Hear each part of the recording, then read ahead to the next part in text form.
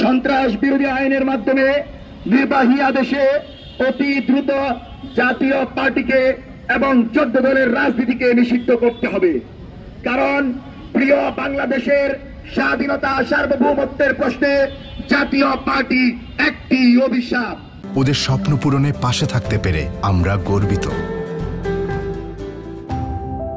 মঞ্চ 24 স্পষ্টভাবে ঘোষণা করছে 14 দলীয় জোট জাতীয় পার্টি সহ সকলের রাজনীতি নিষিদ্ধ করতেই হবে। আজ তারা আবার নির্বাচনে অংশগ্রহণের কথা বলে জনগণের রক্তে যারা নিজেদের হাত রাঙিয়েছে, যারা ফ্যাসিবাদকে প্রশ্রয় দিয়েছে, যারা এদেশে ফ্যাসিবাদী কাঠামো তৈরির জন্য সহযোগিতা করেছে, জাতীয় পার্টি এবং 14 দলকে নির্বাচনে নিয়ে আসা মানে জুলাই শহীদদের অপমান করা, জুলাইয়ের আকাঙ্ক্ষার সাথে বিশ্বাসঘাতকতা করা।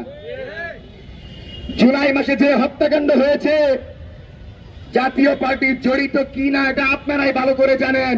হাসিনার গণভবনে গিয়া আমার বুকের উপর গুলি করার পরামর্শ দিয়েছে এই 14 দল।